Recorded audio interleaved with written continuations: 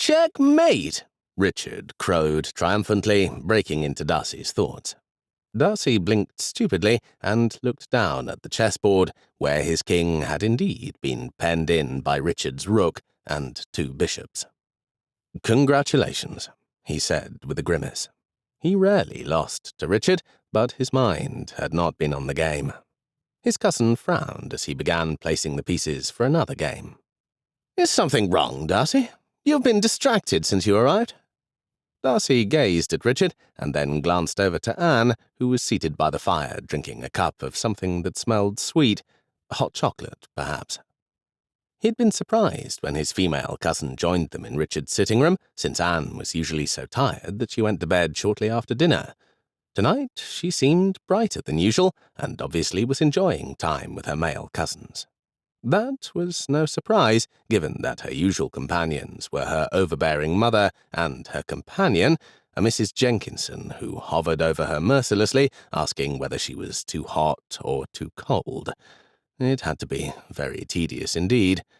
Darcy felt a twinge of guilt at the sorrow he might be inflicting on his gentle cousin in the near future. Not that he was certain that Anne even wished to marry him, but at the very least she would be forced to live with an angry mother after his announcement, and that was a wretched reality.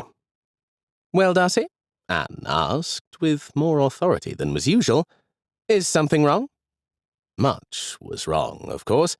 Rosings was not being managed well, but neither Anne nor Richard could do anything about that, since Lady Catherine was not interested in the opinions of her only daughter and comparatively impoverished nephew. Elizabeth Bennet haunted his nights, but he would have to overcome that on his own. There was the matter of Charles Bingley. Perhaps his cousins could give him insight on that concern. "Am I arrogant?" he asked, rather plaintively. "Yes, of course," his cousin said. "Anne, I should have asked, do you wish to play a game with Darcy?" "Not at all," Anne replied cheerfully. "I'm enjoying this peaceful time with my 2 favourite cousins. Go ahead, Darcy. See if you can beat Richard this time." "What do you mean, of course?" Darcy demanded indignantly. Anne turned in her well-padded chair and stared at him with a surprisingly cheeky smile. "He means of course, Darcy. You walk around, tall and imposing, with a slightly lifted nose and a haughty demeanour. You are arrogance personified." Darcy looked down at his hands, which had tightened into fists so that the bones showed white through his skin. Anne rose with a rustle of skirts and walked over to sit down on the chair nearest him. "What is it, Darcy?" she asked. He looked up to see that both of his cousins were gazing at him worriedly. He was suddenly, cravenly tempted to turn the subject, but he needed to discuss this. He needed to express what was in his heart. "Bingley and I had a parting of ways, and I may be at fault," he confessed. "Why?" Anne demanded. "We spent last autumn together in Hertfordshire at an estate called Netherfield.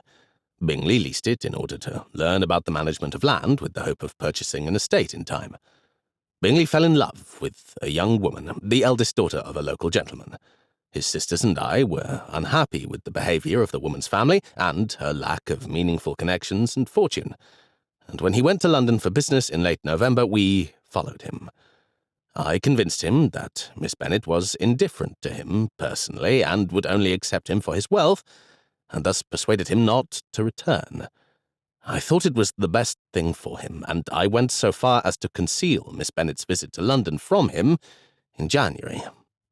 Miss Bennet's uncle intervened and informed him that Miss Bennet was in fact pining for him. Bingley was outraged at my actions and has, for the time being at least, cut off all contact between us."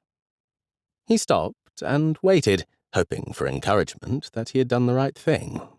Richard and Anne exchanged glances, and Anne asked, "This Miss Bennet that you speak of, she is not by any chance Miss Elizabeth Bennet?"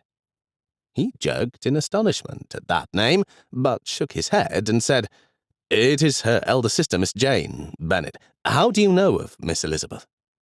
"She's visiting at the parsonage right now," Anne explained, "and we've had her and Mr. and Mrs. Collins to dinner 2 times in the last week. Mrs. Collins and Miss Bennet are dear friends from Hertfordshire, strangely enough." "Miss Bennet's cousin, Mr. Collins, is the heir to Longbourn," Darcy mumbled, even as he passed a hand over a rather heated brow. In an instant, her beautiful face and pleasing form leapt into his mind's eye as strongly as ever. He could hardly believe that Miss Elizabeth was so near. What were the odds of such a thing happening? And how could heaven be so cruel as to bring her within reach again?